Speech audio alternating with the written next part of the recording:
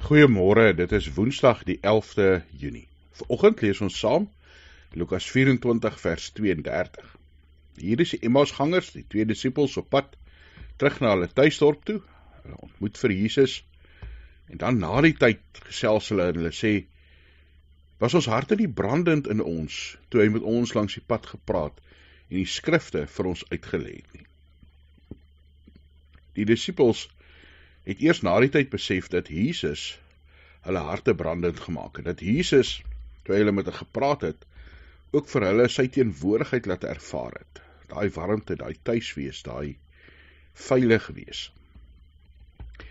Een van die beelde waarmee ons die Heilige Gees ook kan vergelyk, is dat hy soos 'n kaggelvuur in ons rustigheid skep.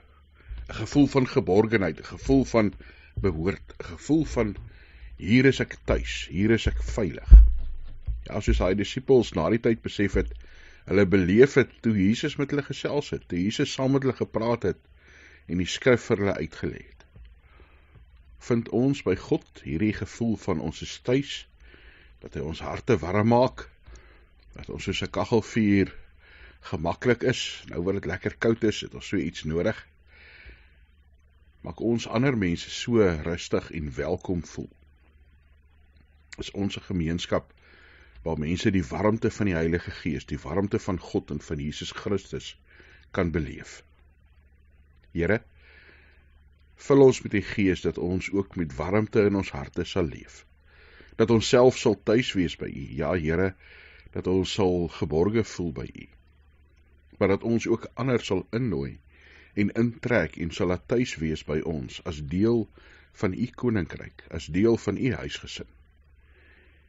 Here, mag ons warmte van liefde en omgee met mekaar deel. Mag ons so U lig uitdra as kinders van U, as draers van U koninkryk. Werk deur die Gees in ons harte. Here, dat ons oop sal wees vir alle mense. Dat ons na mekaar sal kyk met U oë en met U hart, met U omgee. Geef ons wysheid oor waar ons kan 'n verskil maak, wanneer ons moet praat en wat ons moet sê, wanneer ons moet doen, ja, wanneer ons moet stil bly. Werk deur ons, Here. Ons is instrumente in U hande.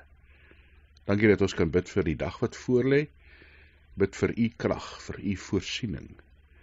Ja, Here, ons nood en ons seer, ons vrese, plaas ons in U hande. Dit bid ons in die naam van Jesus Christus, ons Here. Amen.